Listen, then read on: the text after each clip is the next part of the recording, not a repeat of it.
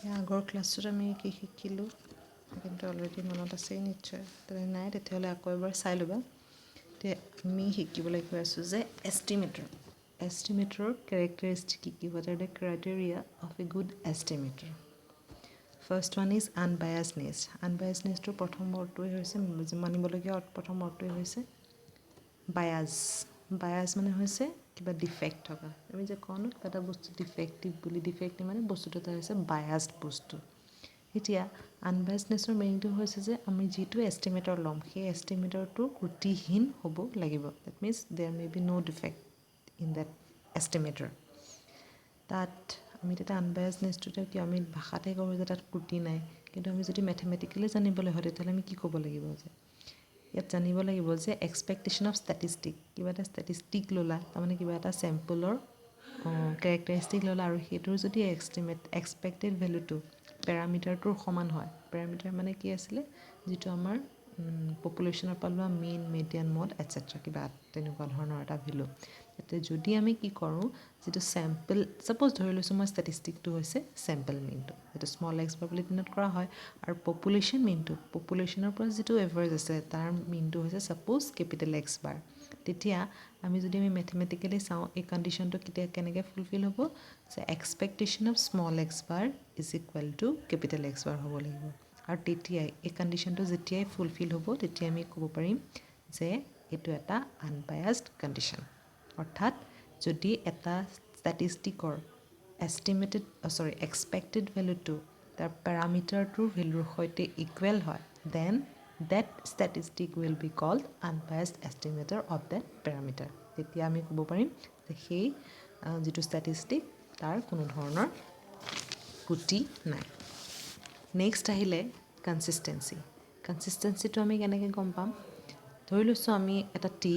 এটা ষ্টেটিষ্টিক বা এষ্টিমেটৰ এটা ল'লোঁ সেই এষ্টিমেটৰটোৰ ভেলুটো থিটাৰ সমান হ'ব লাগিব কেতিয়া থিটা মানে এটা পেৰামিটাৰ কেতিয়া পপুলেশ্যনটোৰ সমান হ'ব লাগিব কেতিয়া যেতিয়া আমি তাৰ লিমিটিং ফৰ্মটো টেন্স টু ইনফিনিটিলৈকে লৈ যাম আৰু তেনেকৈ প্ৰত্যেকটো ষ্টেটিষ্টিকৰ প্ৰবেবিলিটি লৈ পেলাই যিটো আমি টোটেল প্ৰবেবিলিটি পাম তাৰ প্ৰবেবিলিটি যদি 1 হয় তেতিয়াহ'লে আমি বুজিব লাগিব যে এই টি বুলি যিটো চেম্পল লৈছিলোঁ চেম্পল মিন ছাপ'জ চেম্পল মিন এইটো চেম্পল মিন লৈছিলোঁ সেই চেম্পল মিনটো এটা কনচিষ্টেণ্ট এষ্টিমেটৰ সেইটো হৈছে কনচিষ্টেঞ্চিৰ কথা নেক্সট আহিলে ছাফিচিয়েণ্ট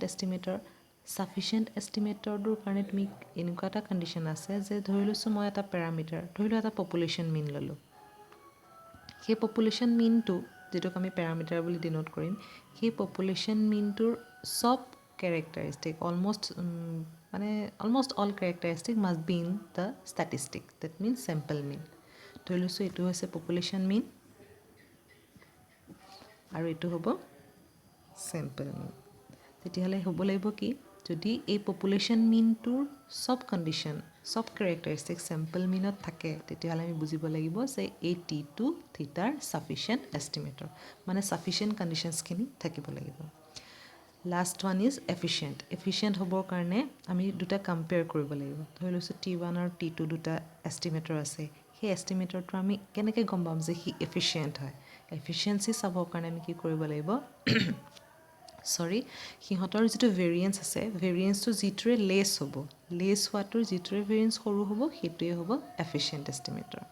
গতিকে আমি বুজি পালোঁ যে কি যে এষ্টিমেটৰ এটা যেতিয়া আমি ভাল বেয়া চাবলৈ হয় তেতিয়াহ'লে তাৰ কাৰণে 4টা কণ্ডিশ্যন আছে এটা হৈছে আনবায়াছনেছ তাৰপিছতে হৈছে কনচিষ্টেঞ্চি তাৰপিছতে ছাফিচিয়েঞ্চি আৰু তাৰ লাষ্ট ওৱান ইজ এফিচিয়েঞ্চি হৈ গ'ল এতিয়া আহিলে ষ্টেণ্ডাৰ্ড এৰৰ আৰু ষ্টেণ্ডাৰ্ড ডিভিয়েশ্যন ষ্টেণ্ডাৰ্ড ডিভিয়েশ্যনটো আমি অলৰেডি ফাৰ্ষ্ট ইয়েৰত পাই লৈছোঁ ফাৰ্ষ্ট ইয়েৰত কি আছিলে যে আমি ৰুট লৈ পেলাই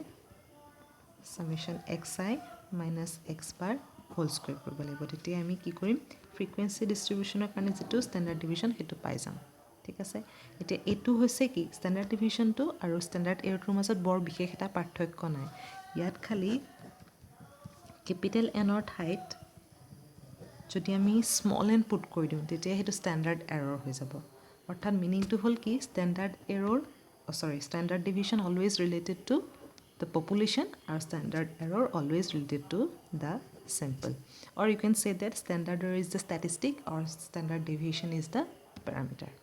এতিয়া এইখিনি লিখি থাকক তাৰপিছৰখিনি আমি পিছত কৰিম